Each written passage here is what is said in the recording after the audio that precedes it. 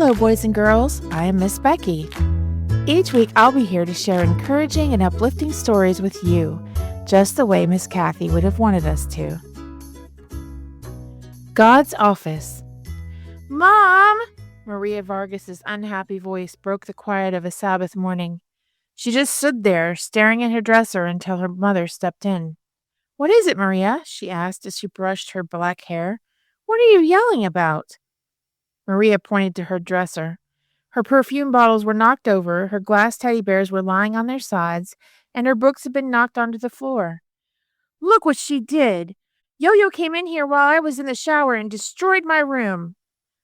I don't think your little sister destroyed the whole room, but I'm sorry she messed up your things. Yolanda, come here! When her mother called her by her real name, even 4-year-old Yo-Yo knew she was in trouble. She came out of the closet where she had been hiding. Did you mess up Maria's dresser? Yo-Yo looked at Maria's angry face, and her little eyes filled with tears. Yes, I was just looking, and I accidentally... Why can't you just leave my things alone? All right, Maria, their mother said. Let's not be angry any longer. I'm sure Yo-Yo has learned her lesson, right, Yo-Yo?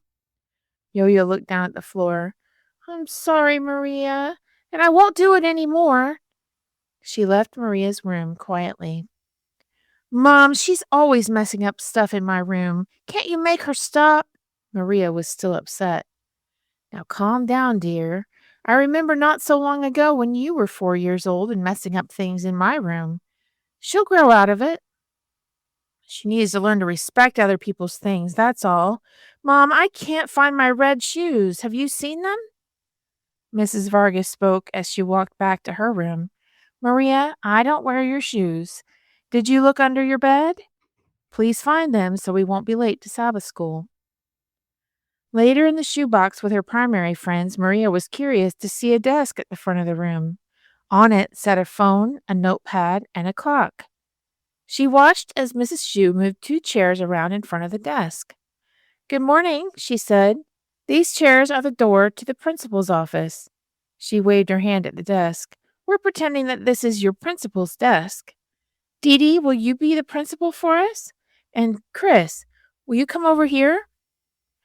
Mrs. Shue took Dee Dee and Chris across the room and whispered to them. Then Dee Dee settled into the principal's chair behind the desk and pretended to write on the notepad. Class, Mrs. Shue said, watch and tell me what you think is wrong with this scene. Maria watched as Chris came up to the door between the 2 chairs. He went right in without knocking. Hi, Principal Adams, what's going on? He went around the desk and looked over Dee Dee's shoulder at what she was writing. Okay, stop, Mrs. Shue turned to the class. Now, what was wrong? Sammy? Chris went in without knocking, and he was reading what she was writing. It could have been private. Okay, Mrs. Shue said, let's try another scene. This time, Willie will be the principal, and Sammy will be the student. She met them at the desk and whispered some instructions. Willie found his place behind the desk and picked up the phone. Sammy stood at the door and knocked. Come in, Sammy. I'll be with you in a moment. Principal Teller continued to listen on the phone. Sammy walked up to the desk and picked up the clock. He shook it, then put it down and picked up the notepad. He pulled a pencil out of his pocket and started writing. Just as Willie hung up the phone, Sammy sat down on the floor and kept writing. I called you in today to talk about your progress in 4th grade, Sammy, Willie said. You've been doing very well. Did you hear me, Sammy? Sammy answered without looking up. Yes, Principal Teller, I heard you. He went on writing. Okay, stop, Mrs. Shue said. So, what was wrong with that? Jenny? You don't act that way in the principal's office, even if you're not in trouble. Sammy should show more respect. And what does it mean to have respect for someone? Maria? Maria thought about her principal at school, and she thought about the mess in her room that morning. Respect means being polite. It means asking permission before you touch someone's things. It means paying attention to when someone's talking to you. It means putting that person first. When we show respect for God, we call it reverence, Mrs. Shue said. We talk about having reverence for God and for His church, especially in the sanctuary. But sometimes it's easy to forget that we are in his office and we should show respect. I've never thought of church like that, Chris said. Mrs. Shue smiled. Maria, will you read Matthew 18:20? Jesus said something there that I want us to remember.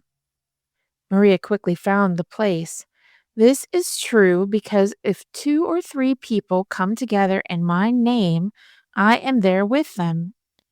Thank you, Mrs. Shue said. We're looking for Jesus' footprints this quarter, and that's one place we can always be sure to catch him.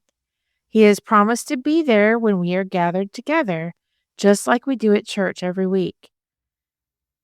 Later, as she sat in the pew in church, Maria thought about respect while the offering was being collected by the deacons. She looked around the sanctuary. Some kids near the back were whispering and laughing quietly. Some kindergarten kids were lying on the floor coloring and drawing. She saw Sandy, a junior friend of hers, sitting in the next pew, take one of the offering envelopes to write on. Soon Sandy passed her a note. It said, "Are you bored? Want to write notes during the sermon again?" Maria felt kind of sad and shook her head at her friend. She quickly wrote a message and passed it back. The message said, "Not today. I'm looking for Jesus' footprints." Sandy read it and looked at her like she was crazy. Maria just smiled back. I'll have to explain it to her later, she thought. Now I'm just going to watch and pay attention. God's office is a special place, and I want to remember that he is here. Maria, will you get Yo-Yo? Mother whispered and pointed to her sister who was crawling under the next pew. Maria reached down and pulled Yo-Yo up to sit beside her. Sit with me, Yo-Yo. I'll draw you a picture of the stories Pastor Hill tells. We'll listen and learn about Jesus together. And they did.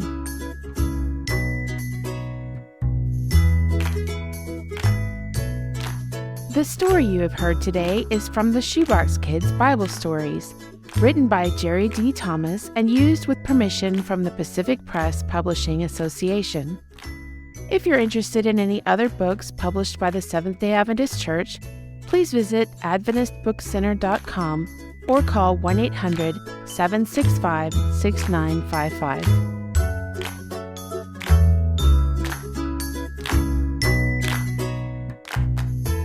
This podcast is a production of the Carolina Conference of the Seventh-day Adventist Church.